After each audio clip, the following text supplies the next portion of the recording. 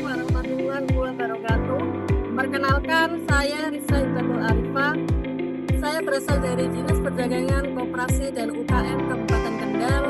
Saya sebagai fasilitator pemerintahan bidang perdagangan peserta Laksar 2025 Angkatan 58 Kelompok 4 NBH 23. Berikut adalah laporan aktualisasi dan situasi saya.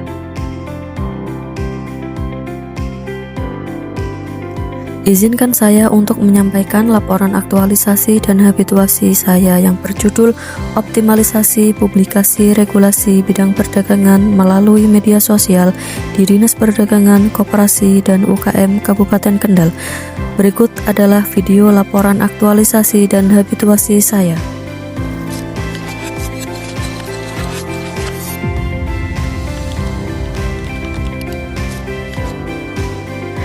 Kegiatan pertama, mengidentifikasi regulasi yang perlu dipublikasikan.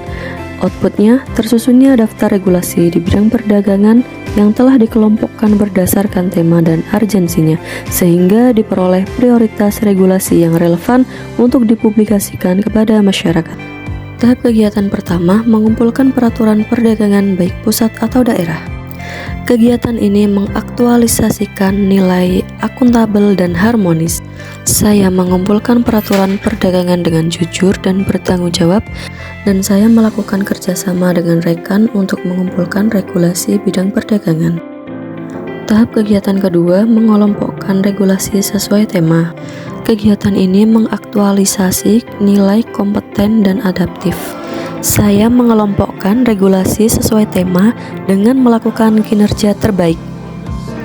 Dan saya mengelompokkan regulasi sesuai tema dan urgensinya ke dalam Google Drive untuk memudahkan publikasi ke media sosial.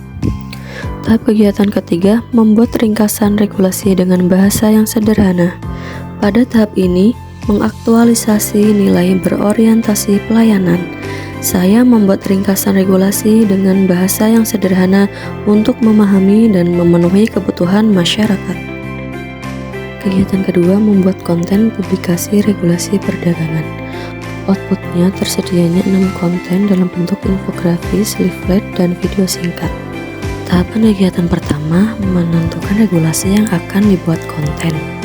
Dalam hal ini, saya mengaktualisasi nilai berorientasi pelayanan. Saya menentukan regulasi sebagai informasi yang bermanfaat untuk memahami dan memenuhi kebutuhan masyarakat. Tahapan kegiatan kedua, membuat konten publikasi regulasi perdagangan. Dalam kegiatan ini, saya mengaktualisasikan nilai adaptif. Saya menunjukkan kemampuan dalam mendesain regulasi menjadi infografis yang mudah dipahami oleh masyarakat.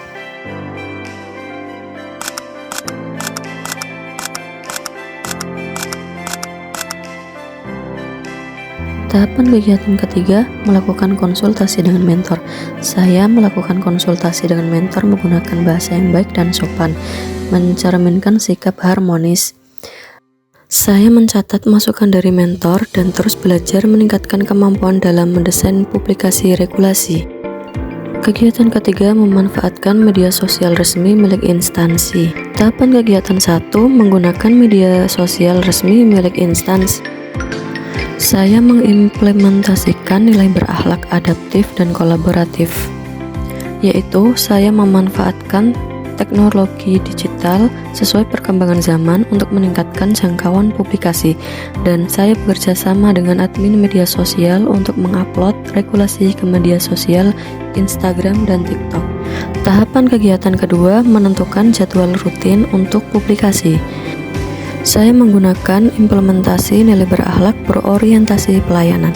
Saya menetapkan jadwal posting rutin agar informasi regulasi dapat tersampaikan dengan baik ke masyarakat. Tahapan kegiatan ketiga, menjalin kerjasama dengan admin media sosial. Pada tahapan ini, saya mengimplementasi nilai berakhlak harmonis dan kolaboratif. Saya berkomunikasi dengan admin media sosial instansi menggunakan bahasa yang baik, dan saya bekerja sama dengan admin dalam mempublikasi leaflet atau infografis di sosial media instansi. Kegiatan keempat, melakukan publikasi regulasi bidang perdagangan. Outputnya tersosialisasikannya regulasi secara lebih luas kepada masyarakat melalui media sosial, sehingga meningkatkan pemahaman, kepatuhan, serta transparansi dalam pelaksanaan aturan perdagangan. Tahapan kegiatan pertama, melakukan konsultasi dengan mentor. Saya melakukan konsultasi dengan mentor menggunakan bahasa yang baik.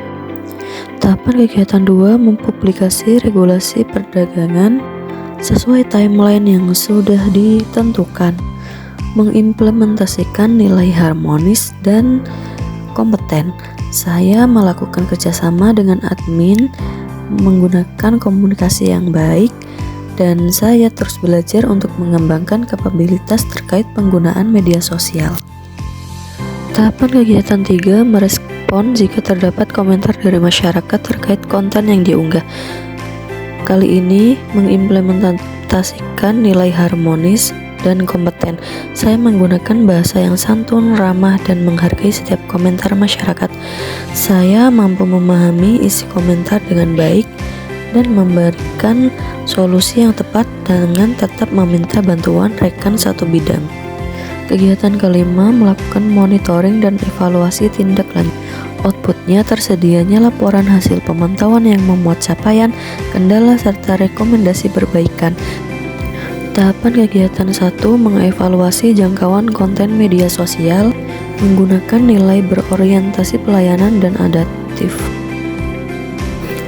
Saya memanfaatkan teknologi Google Form agar proses evaluasi lebih efisien, cepat, dan sesuai perkembangan digital. Tahapan kegiatan 2, membuat laporan monitoring dan evaluasi. Menggunakan nilai kompeten, saya membuat laporan monitoring dan evaluasi dengan tanggung jawab. Kemudian tahapan ketiga, melaporkan hasil evaluasi kepada mentor.